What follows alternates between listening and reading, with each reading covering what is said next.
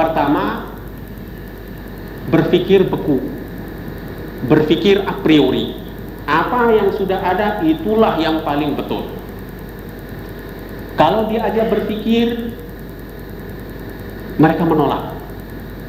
Wa idza qila lahum ta'alu ila ma anzal qalu inna wajadna ala aba'ana ala ummati wa inna ala atharihim.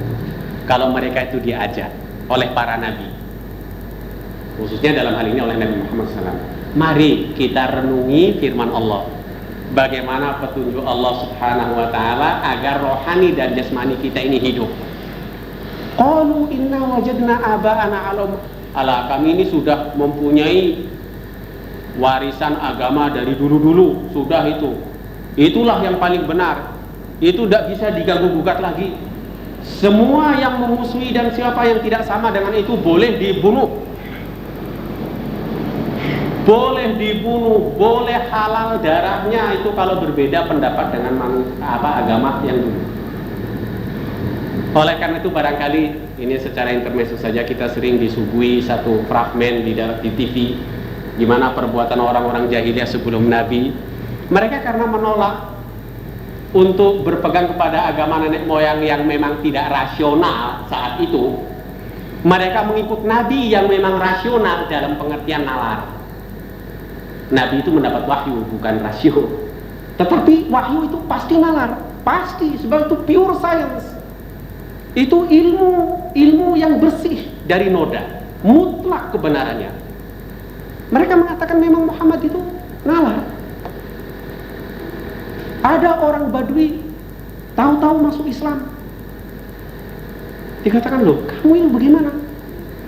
Kamu belum selidiki itu Muhammad itu gimana, benar atau tidak? Ya memang saya membaca Taurat nggak bisa, saya membaca Injil pun, saya bisa membaca ilmu orang, saya bisa membaca wajah Muhammad. Katakan, saya tidak ragu lagi bahwa Muhammad itu Nabi. Mengapa? Ma hadza biwajhi kadzdzab. Orang yang tampannya seperti ini, suci, bersih, terbuka hatinya, itu tidak mungkin bukan utusan Allah. Ini artinya Al-Quran memberikan satu jalur kepada kita. Untuk mengetahui kebenaran seorang Nabi itu ada dua jalur. Jalur rasional, tidak ada Nabi yang tidak membawa argumen. Kalau tidak membawa argumen, tidak membawa menghidupkan pikiran, itu artinya orang beragamanya itu munafik. Orang seperti itu tidak akan lama. Kalau nanti ada kepentingan pribadi, ya kepentingan pribadi itu yang didahulukan. Para nabi tidak ingin begitu. Wa yuzakkihim, hatinya yang dibersihkan, supaya betul-betul konsisten dengan ajaran yang diberikan. Siapa saja, kapanpun, pemerintah apapun, masyarakat apapun, itu tidak suka dengan orang yang hatinya lain, lahirnya lain. Inilah yang dibentuk oleh para nabi, menjadi orang mukhlis. Kata orang Badui itu tidak mungkin ini. Muhammad yang begitu cerah wajahnya, tidak mungkin dia itu benar. Jadi para hadirin, orang di zaman Nabi itu jangan dikira semua orang itu membaca Taurat. Mana bukti kebenaran Nabi Muhammad bahwa dia itu memang Nabi?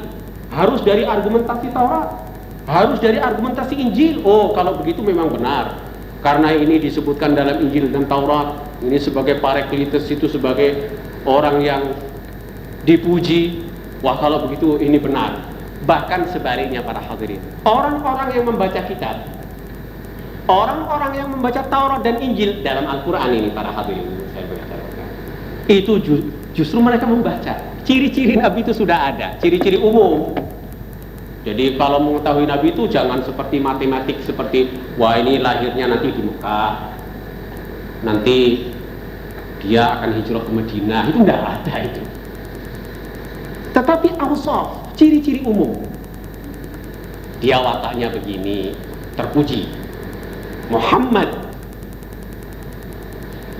Orang-orang atau ulama-ulama agama yang dulu itu justru malah merasa, wah ini memang betul, ini ada ciri-ciri begini.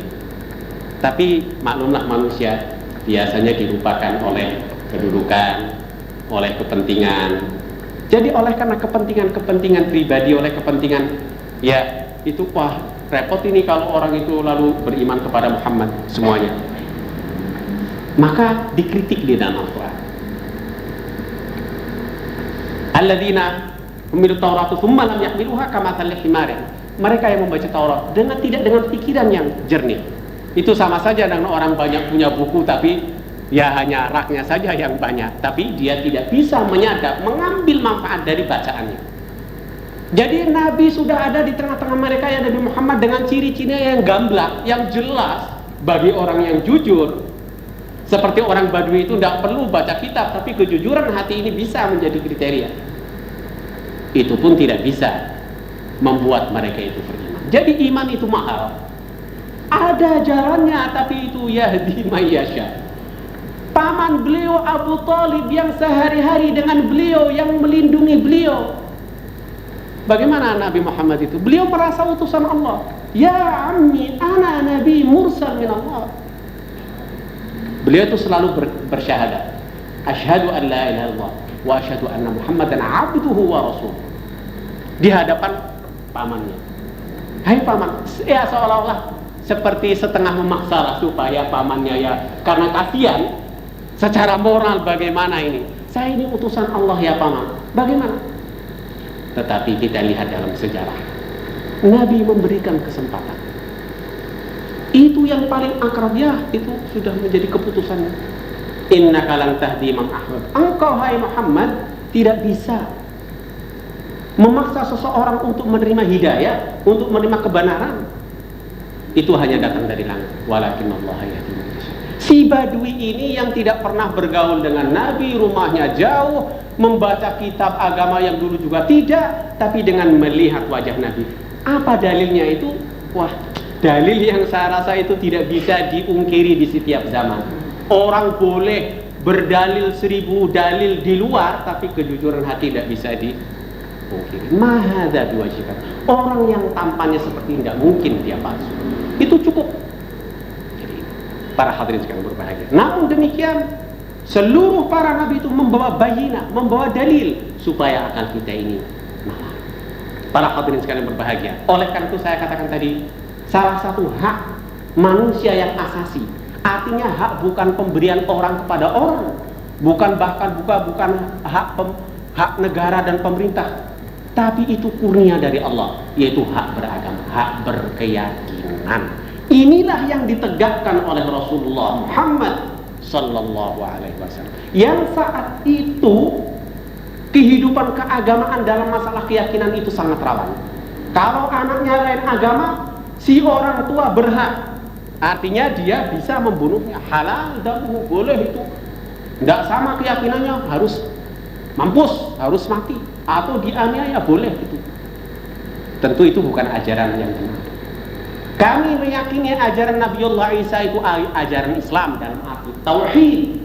Seluruh ajaran para nabi, bahkan lebih daripada itu, hadrat pendiri Ahmadiyah ini mengatakan itu hadrat Buddha. Itu adalah nabi-nabi yang suci yang membawa moral yang ajaran dari Allah Subhanahu wa taala.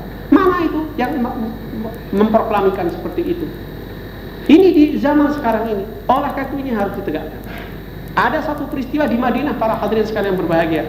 Seorang ayah masuk Islam di hadapan Nabi. Dua anaknya itu diberi tahu oleh ayah, saya sudah masuk Islam, oleh karena itu karena kamu anak saya, kamu juga harus sebagaimana cara-cara saat itu. Kalau begitu kamu akan saya. Tidak berhak kamu makan di rumah saya, tidak berhak, bahkan itu kamu sudah tidak bisa menjawab tanggung jawab. Bahkan ada usaha dari orang tua untuk membunuh dua anaknya.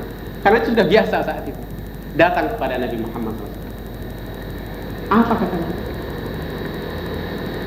Saya diutus itu bukan untuk itu, bukan memaksa orang. Oleh karena itu barangkali Bapak boleh mencatatannya kalau yang biasa membaca tafsir nanti untuk dirujuk. Itulah sebab turunnya la ikraha fiddin. Tidak ada paksaan dalam agama. Qad tabayyana ar-rusydu minal ghayy. Jalan yang terang, yang nalar, yang benar itu memang sudah jelas. Allah sudah paparkan itu, asal manusia mau berpikir. Beda yang benar dan yang salah itu memang sudah jelas, tinggal orang berusaha. Jadi kebenaran itu tidak mungkin akan kehilangan pasaran.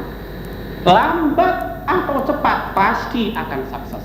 Inilah yang diyakinkan Allah kepada Nabi Muhammad, dan ini pula yang diyakinkan di abad ini kepada Hadrat Masih Maud pendiri Ahmadiyah, bahwa Islam ini akan tersebar di seluruh dunia dengan secara damai dan nalar.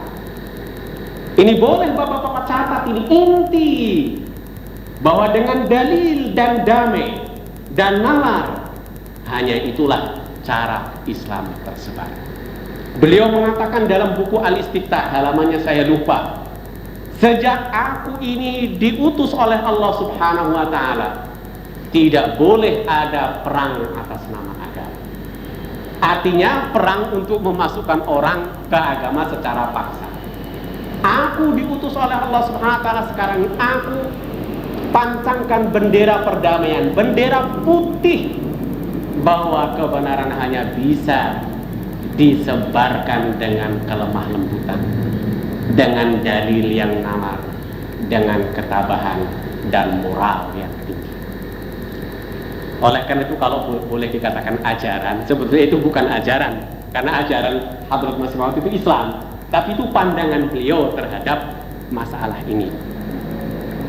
Jadi dengan kurnia Allah Subhanahu wa Ta'ala, sejak beliau menyatakan itu, beliau adalah Al-Masih. Beliau bersumpah, aku ini Al-Masih yang dijanjikan. Meskipun aku harus umpama ada orang menggorok leher saya tidak akan menyembunyikan wahyu dari Allah Ta'ala. Dan sejarah itu akan para hadirin sekalian berbahagia. Jadi saat itu rahmat sudah kelihatan. Bukan saja pada orang Islam yang merasa dirinya telah terselamatkan dari taghut. Taghut itu apa? Taghut ialah figur manusia yang selalu melanggar hak-hak asal manusia.